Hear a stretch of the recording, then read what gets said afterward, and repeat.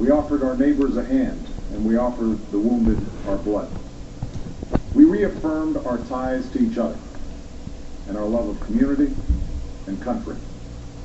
On that day, no matter where we came from, what God we prayed to, or what race or ethnicity we were united as one American family.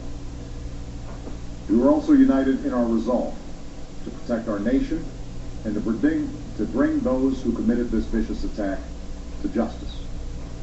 We quickly learned that the 9/11 attacks were carried out by Al-Qaeda, an organization headed by Osama bin Laden, which had openly declared war on the United States and was committed to killing innocents in our country and around the globe.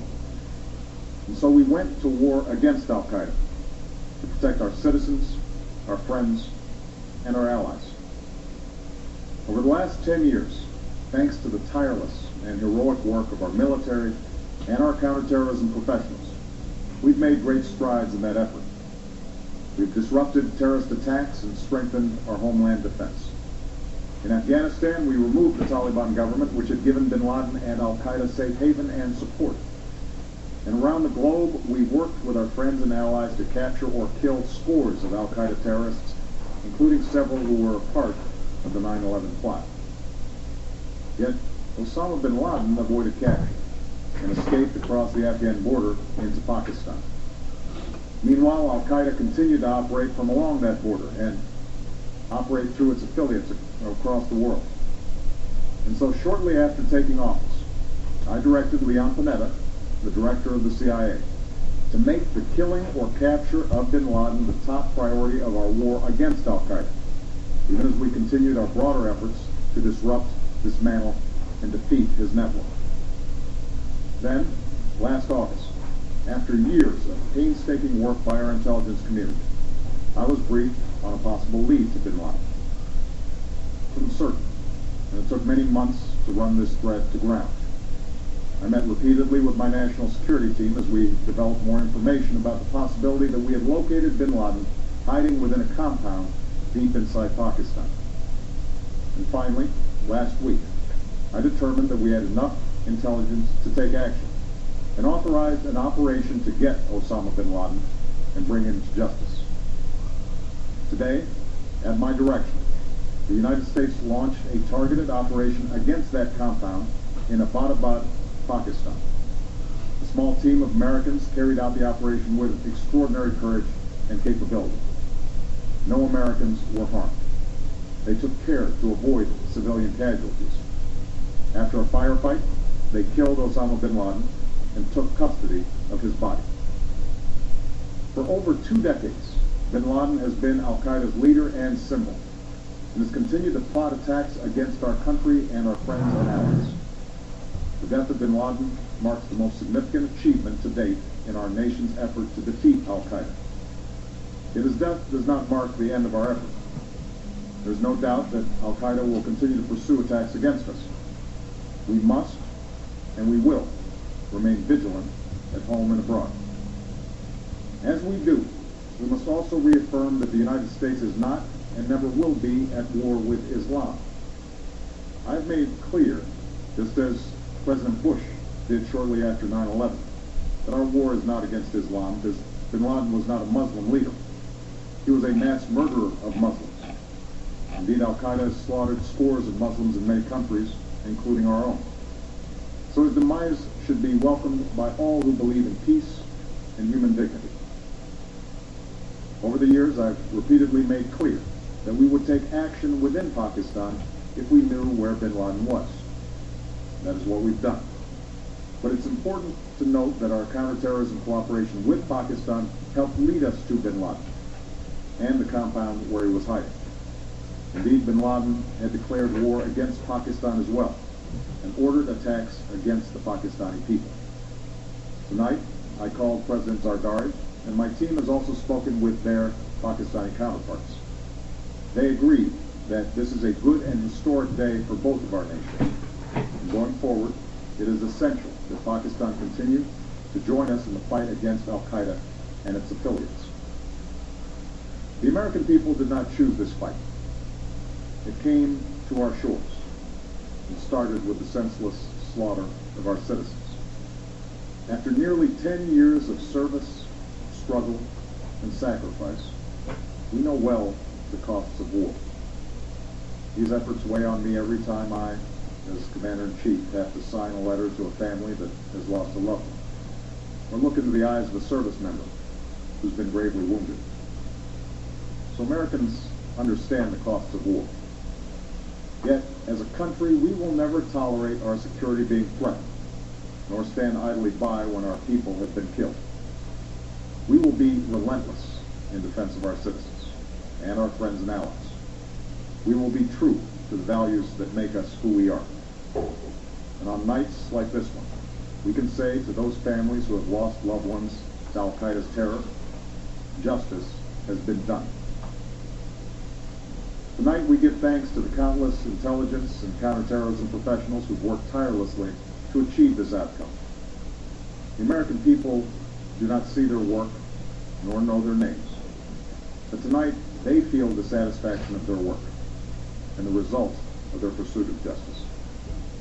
We give thanks for the men who carried out this operation, for they exemplify the professionalism, patriotism, and unparalleled courage of those who serve our country. And they are part of the generation that has borne the heaviest share of the burden since that September day. Finally, let me say to the families who lost loved ones on 9/11 that we have never forgotten your loss, nor wavered in our commitment to see that we do whatever it takes to prevent another attack on our shores. And tonight, let us think back to the sense of unity that prevailed on 9/11. I know that it has at times frayed, yet today's achievement is a testament to the greatness of our country and the determination of the American people. The cause of securing our country is not complete, but tonight we are once again reminded that America can do whatever we set our mind to. That is the story of our history. Whether it's the pursuit of prosperity for our people, or the struggle for equality for all our citizens, our commitment to stand up for our values abroad, and our sacrifices to make the world a safer place. Let us remember that we can do these things not just because of wealth or power, but because of who we are. One nation, under God, indivisible, with liberty and justice for all. Thank you. May God bless you. And may God bless the United States of America. And that was President Barack Obama speaking to the American people and the world indeed about the death of Osama bin Laden. You're just joining us now. Let us walk you through what he just told us. He unveiled details that have never before been heard about how Obama was killed and what led to the American forces finding out where he was. It started when Obama took office. He directed the head of the CIA to make killing Obama their #1 priority. Back in August, they got a possible lead on where Obama might be hiding. He was located, possibly, they believed at that time, in a compound deep within Pakistan. Last week, they received enough information they believed to take action, and this very day, today, President Obama gave the directive to target a compound in Abbottabad, Pakistan. That's about 100 kilometers north of the capital of Islamabad, Pakistan. There were no U.S. casualties, but there was indeed a firefight, and then American forces took Osama bin Laden's body into their custody. He did also stress that because Osama bin Laden is now dead, this does not mark an end to their fight. They are still at war with Al-Qaeda, but this is not a war with Islam. He says that this is a good day and an historic day, not only for America, but also for Pakistan. Many people today receiving this news might be questioning what this might mean for the future of relations between America and the United States and the Middle East, particularly Pakistan. Afghanistan obviously will have effects there also. We also pay tribute to those who have been serving in the Middle East, in Afghanistan and in Pakistan. Many forces there have dedicated years, and it can't go unmentioned that Canada has obviously paid a very dear price in these efforts as well. Of course, our troops deployed to the Persian Gulf in 2001, a naval fleet then. In 2002, we sent ground troops into Afghanistan, upwards of 100 personnel have been killed in that fight, which is a direct response to what happened in September 11th, 2001. Almost 10 years to the day after the Twin Towers came down, and it has really shaped global affairs. So, again, Osama bin Laden is dead today. He was killed in a compound 100 kilometers north of Islamabad. It was a targeted U.S. airstrike. There was a brief firefight, but there were no U.S. casualties. This being the most prominent face of terror in the world. He's been a wanted man for years, and he has eluded capture before. But today, President Obama saying this is an historic and a good day for America, and that this should be also a moment of reflection when we look back on the casualties of September 11th, 2001. There you're looking at him there. Osama bin Laden, one of the famous tapes we've seen of him over the years. Today, he is confirmed that he is dead, but his death does not mark an end to the efforts of the American forces fighting against terrorism. And we are shortly going to return you to network programming. Just to reiterate, Osama bin Laden is dead as a result of a U.S. airstrike today in Pakistan, 100 kilometers north of the capital. Thank you for joining us. We now return you to network programming.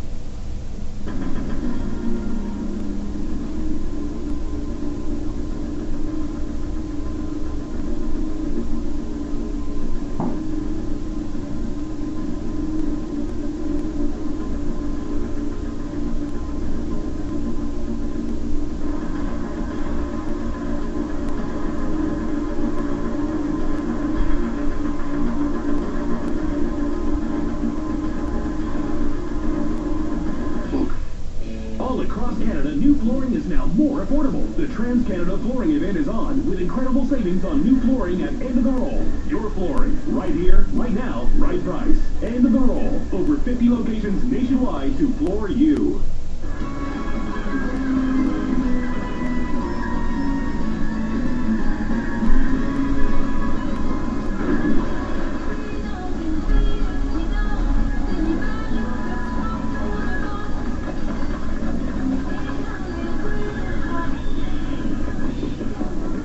Gel. Get the hold without all the hard with Axe styling and get for hair action. The Canucks aren't the only ones who can win big. Enter at PlayNow.com for your chance to win Canucks playoff tickets. Or see at the World Series of Poker. Then watch The Stanley Show with Squire Barnes. Brought to you by PlayNow.com, BC's online poker room. The following program contains mature